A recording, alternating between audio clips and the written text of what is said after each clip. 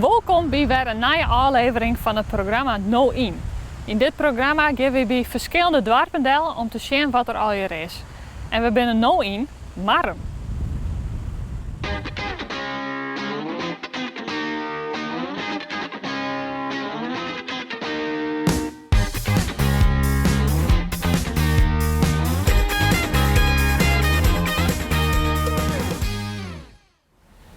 Marm heeft zo'n 1400 inwoners en onder de inwoners speelt het natuurlijk echt van alles. En waar je daar alles over vertellen kan, dat is Orne van Oosten. Ja, goeie. Wat speelt er eigenlijk al hier in Marm? Nou, wat er in Marm vooral spelen had en nog wel is dus de eventuele bouw van het mestvergister die Grutte kwam aan de weinige kant van de dorp te staan. En daar zijn wij nou net echt gelukkig mee. Dat toen is er een actiegroep opgericht, No Shit. En die ben daar wakker mee in Spier geweest. En die hebben het nou zo gekregen dat er in de provinciale staat nu gepraat wordt om die vergunning in te lopen. Dus dat ziet er wat dat betreft heel erg positief uit dat dat net trok is. Ja, dat zijn ook positieve dingen, toch? Oh ja, zeker wel. Best wel positieve dingen. Met name de ontwikkeling van het verlangen om hier bouwen te kennen in de particuliere sector. Ja, dat ziet er heel positief uit. Daarnaast hebben we het zogenaamde Heephuis. Dat had jarenlang leest hier. En daar is iemand geïnteresseerd in rekken, die had het gekocht. En die had het nou echt serieus opgeknapt. En daar zitten nou 6 appartementen in. En, notarishuis, dat is inderdaad van een betonnen huis. En een eindje verder door de kant richting Verve, daar staat nog zo'n exemplaar. En daar weer, iets, begin vorige eeuw, weer daar een betonfabriek. En die had ik het goed in dat huis ergens in 1911 ben die huizen gebouwd. En die is begonnen te experimenteren met huizen van beton te maken. Alhoewel het best wel kwaliteit hier, want er had ooit een keer een gasexplosie geweest. En toen vliegen de ruiten en de casino eruit, maar het huis bleef staan. Dus het is wel sterk.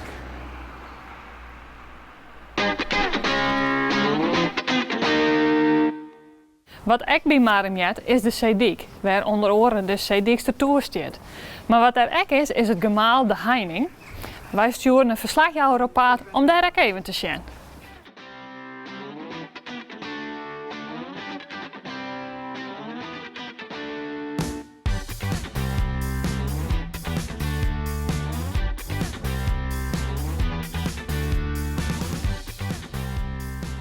We staan hier bij Zegemaal de Heining tussen Marm en Holm.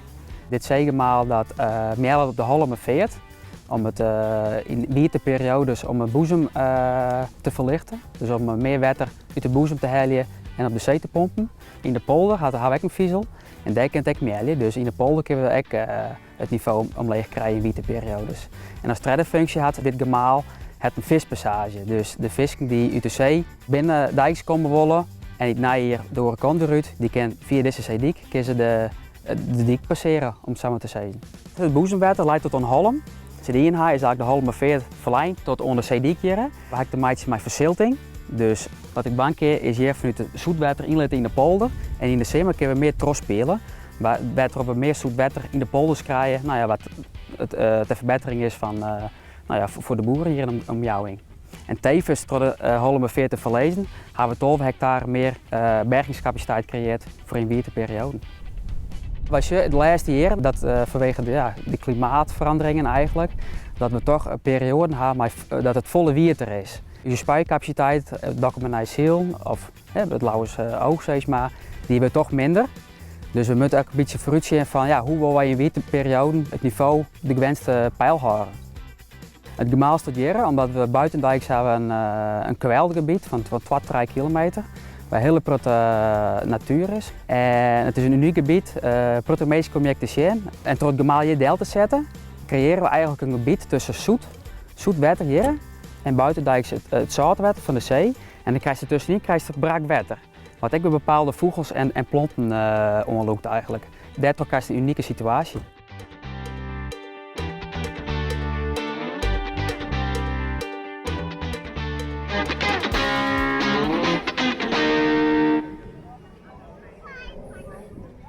Wat voor voorzieningen ben er nog meer in Marum?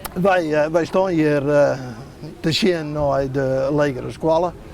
Die is in 76 is die gebouwd als gevolg van het samengaan van een gereformeerde basisschool en een hervormde basisschool. Daarin wie Marum misschien best wel vooruitstrevend. Daarnaast ben we heel erg blij met het dorpshuis hier. Dat heb ik in de laatste jaren een serieus opknaapbeurt had dat gewoon. Op initiatief van het Dwarsbelang hebben we een sportkooi gekregen. Dat had een aantal jaren hangen, want we konden net recht een locatie vinden. En toen uiteindelijk is er verkozen om dat ding op het sportveld kwijt te kennen. En daar wordt nou eigenlijk al gebruik van maken.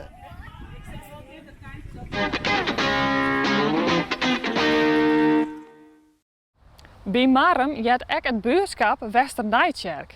Ondanks dat het heel lief is, het Westernijtjerk wel een eigen kerk.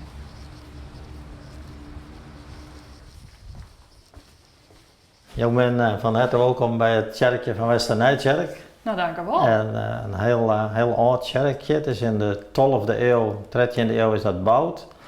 1230. En in het kader van culturele haardstad Ljouwert, 2018, hebben wij als plaatselijke commissie in 2017 zijn. We willen graag een maquette hebben die het iets van de geschiedenis van dit kerkje zien laat. Het kerkje van Westernijtjerk, al dus het verhaal, is ontstaan, maar dat is een legende.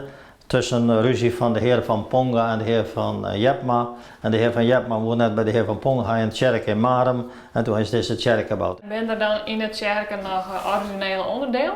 Ja, er zijn in het kerk een soort onderdelen die het heel nieuwsgierig zijn. Kunnen we daar ook even Dus zien? zijn we even heen. Wat zien we hier? We zien hier nog 4 wangstukken die zijn oorbleven bij de restauratie of de verbouwing zeg maar, in 1930. Die wangstukken die ben vanuit de 15e en de 16e eeuw. En wat laat je dan? Onder het vlierkleed kwam de helft van de grafzerk en door dit voortwie kwam er een complete grafzerk. En toen hebben we een oorlis met oude Friese kerken zijn. Het zou toch wel heel mooi wezen om deze grafzerk gewoon zichtbaar te houden.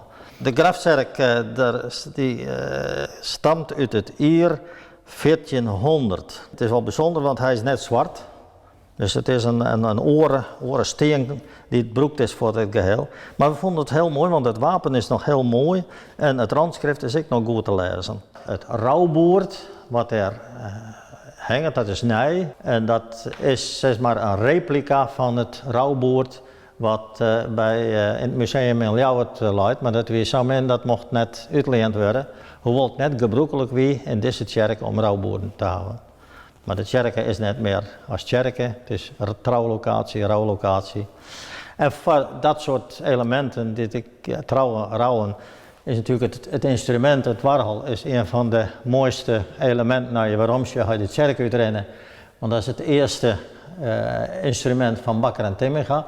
Het is gebouwd in 1880 en het is nog relatief goed intact, omdat in deze kerk geen verwarming is. Het is een heel liefelijk instrument. Heel zacht kan klinken, maar je kent het heel roeg maatje. Kijk dit.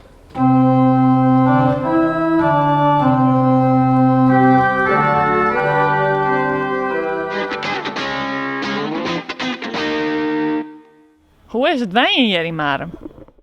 Ik vind je heerlijk. Ik ben vanuit Den Haag hierheen verhoezen, dus 3 jaar achter mijn liefst balkonnetje. En dit is fietsheid en roemte en rest. Ik geniet enorm hier, ja, geweldig. Nou, daar ben ik het helemaal mee eens. We hebben prachtig de Sediek. We hoeven maar even een paar kilometer te rennen en we hebben prachtig uitzicht. Wat zitten jullie hier mooi? Ja, we zitten hier heerlijk. Genieten van Friesland. Waar komen jullie vandaan? We komen uit Den Bosch, Brabant. We zijn naar Marum omdat we eens een keer Friesland wilden zien. Waar we nog nooit geweest. Het is geweldig. Zo'n mooi stuk Nederland, nooit gedacht. We maken er machine omdat van we gaan een heel actief dorpshuis. Hier is van alles te beleven. He, van ouderen gymnastiek, ouderen koersbal, allerlei vergaderingen. Van alles wel wat. Autoracerij. Alle weekenden is hier wel wat. Alleen wij zitten nu met de corona en dat is een beetje minder.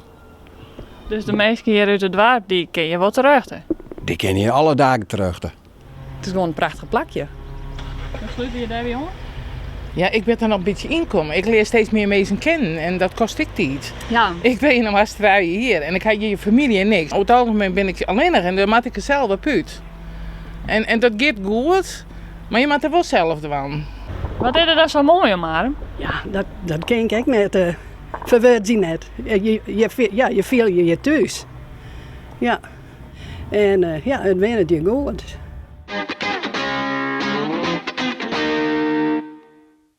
In Marem staat nog een prutte gebouw die het vroeger een andere functie hing dan dat ze nu hebben. Zo ook de oude zuivelfabriek.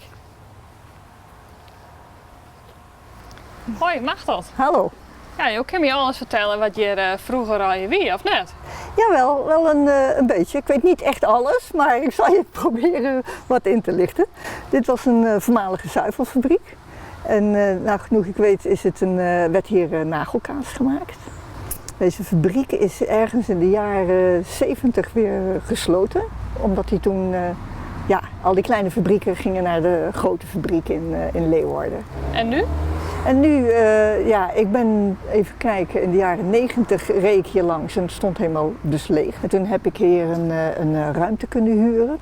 En toen is de fabriek in de handen gekomen van een Rotterdammer. Die heeft het helemaal gekocht en sindsdien zijn er allerlei mensen hierin gekomen. Het is een hele leuke plek geworden opeens. Kunnen wij even zien? Ja, zeker. Waar zijn we hier? In mijn atelier. Deze ruimte behoort eigenlijk aan de ruimtes hiernaast ook. Want dit was één grote zaal voor het theater van de fabriek, de corporatie. En dit is het atelier met het meest perfecte licht. Zowel kunstlicht als de Friese kustlicht. Hier zijn we bij Irene Loonstra. Zij zit hier nu al 3,5 jaar. Ze heeft hier een keramiekwerkplaats. En maakt haar prachtig serviezen, vazen en geeft hier ook cursussen. Dan gaan we hier naar binnen. Nou, hier zijn we in het winkeltje van Maurice en Yvonne. Het zijn vintage spullen van de jaren 60, 70 zo. Nou, hier zijn we in de volgende ruimte. Dit is Yvonne. En dit is de ruimte waar ze foto's tonen. Ook van hunzelf en van de fotoclub. We zijn hier bij Arthur. En Arthur is timmerman, meubelmaker. Hij maakt hier hele toffe, eenvoudige meubelen. Die hij vervolgens in de voorkant van de fabriek ook tentoonstelt. We zijn nu bij Nonna. Nonna is de vrouw van Arthur. En zij runt hier de winkel. Waar ze de meubels van Arthur toont. En planten en bloemen verkoopt. En ze zijn elke vrijdag en zaterdag open. We zijn hier in het knipfabriekje van Hanny. Die is 10 jaar geleden hier erbij gekomen in de fabriek, wat echt een ongelooflijke aanwinst was. Want door Hanny kwamen er ook steeds meer mensen van het dorp hier. Prettig levendig hier. Ja, nou, dat vond ik leuk dat jullie het gezien hebben. En dat meer mensen er dan van af weten, hè, van onze plek hier. Ze zijn allemaal welkom.